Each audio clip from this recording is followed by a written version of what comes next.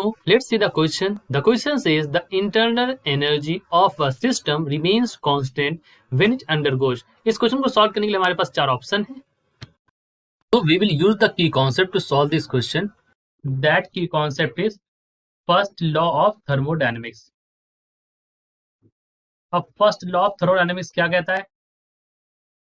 सो ये कहता है यहाँ पर it says that delta Q is equal to delta U plus delta W, right.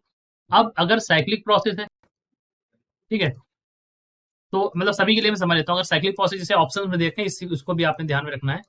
तो अगर साइक्लिक प्रोसेस के लिए यहाँ पर मैं बात करूँ तो डेल्टा क्यू बराबर क्या हो जाएगा? डेल्टा डब्ल्यू के बराबर हो जाएगा, क्योंकि डेल्टा यू जो होता है इस केस में वो हमारा जीरो होता है.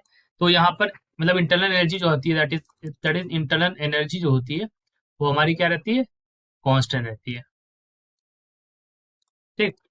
और यहाँ पर अगर आप यहाँ देखना चाहें तो इन्होंने कहा है कि आइसोथर्मल प्रोसेस के लिए देखो, तो अगर आप आइसोथर्मल के लिए भी अगर आप देखोगे तो जो इंटरनल एनर्जी होगी वो हमारी कांस्टेंट रहती है, ठीक है. चाहे आप एडियाबैटिक प्रोसेस के लिए देखो तो भी आपकी इंटरनल एनर्जी क्या रहेगी? कांस्टेंट रहेगी.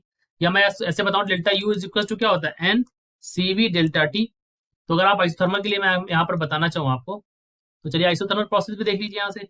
सो आइसोथर्मल प्रोसेस में क्या होता है बताते हैं. देखिए यहाँ पर आप लिख सकते हैं डेल्टा टी बराबर जीरो, ठीक है. डेल्टा टी बराबर जीरो हो जाएगा तो डेल्टा यू बराबर भी जीरो हो जाएगा, ठीक है.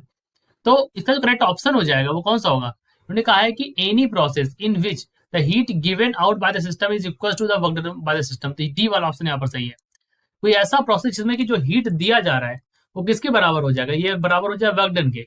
तो वही हमारा वहां पर उस केस में क्या होगा? इंटरनल एनर्जी हमारा कांस्टेंट हो जाएगा या जीरो हो जाएगा. उस समय इंटरनल एनर्जी हमारा क्या हो जाएगा? जीरो हो जाएगा. जीरो मतलब यहाँ पर ये जो इंटरनल एनर्जी है वो हमारी नहीं बदलेगी, मतलब जीरो रहेगी. तो उसी केस में डेल्टा क्यू बराबर डेल्टा डब्ल्यू के बराबर हो जाएगा, या हम बोलते हैं कांस्टेंट रहेगी, ठीक है. So we also say that the internal energy remains constant. So हमारा करेक्ट ऑप्शन जो है ऑप्शन नंबर डी है. Okay, so I hope you understood it well. Best of luck.